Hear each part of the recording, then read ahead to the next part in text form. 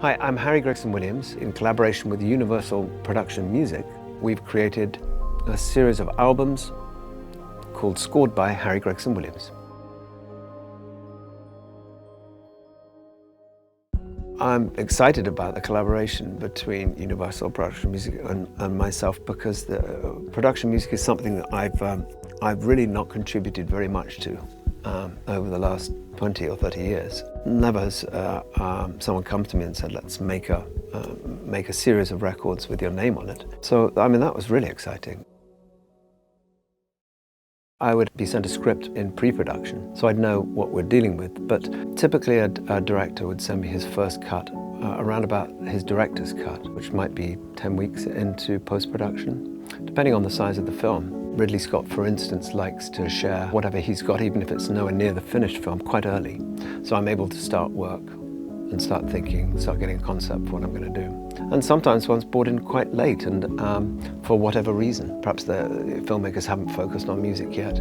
Perhaps they have, and they've gone down a certain path and they're not sure of it. They want to change course. The more time, the better, really. A conversation between me and the director would take place first. He or she might share his thoughts or her thoughts on what, not necessarily what the music was going to be, but what they were trying to achieve with the film. But you know, words are one thing, but seeing the film is kind of crucial. So hopefully one would see a rough cut of the movie a few weeks into post-production. I think any composer would agree that it's kind of fundamental to have a really good basic template where one can fly around there with greatest of ease and find the sounds that one's going to experiment with. Eradicating the possibility that one's going to be held up by thinking, I need a flute here, and have to go tapping around in your computer to find a flute sample.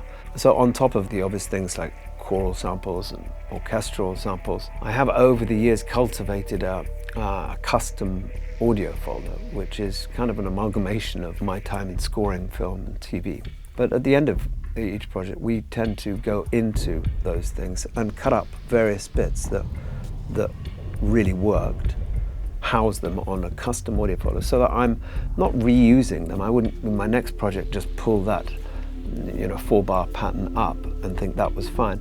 But I like to think that I'm trying to build on a sound that is something that that's continuous. There's not much difference. It's still, if I'm doing a Shrek, it's a love story. It's a wonky love story, for sure, but it's Shrek and Fiona are trying to get together, have these disagreements and misunderstandings. If I was scoring Romancing the Stone, it'd probably be similar. One's just looking for an emotional arc. From a functional point of view, yeah, there are some differences depending on what sort of animation one's doing. I did a number of films for DreamWorks back in the day. There's a film called Flushed Away with Hugh Jackman voiced the lead. The directors really wanted that very, very precisely scored to the individual actions of what we saw on screen. And I'd say the extreme of that would be what we know as the kind of Warner Brothers thing, the Tom and Jerry thing, right? So, hugely complicated. I have no idea how you would do that. But in the animations that I've done, none of them have required me to go down that Warner Brothers path, not really. Which is kind of a relief to me, because it seems like a lot of hard work. Albums that are dedicated to providing music of a certain emotion. For instance, we have Impulse. So I think that speaks for itself, but under the umbrella of Impulse, there are obviously, there are small impulses, there are large impulses. There's likely to be tension in most of those cues. With each record, we're trying to explore different areas and hopefully useful idioms for the music to be in.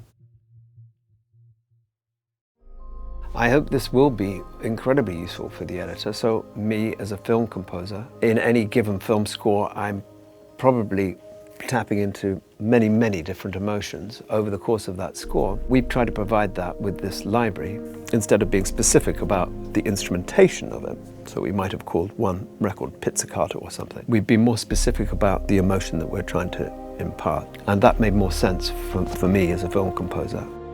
And I think that's quite a unique way of going about it.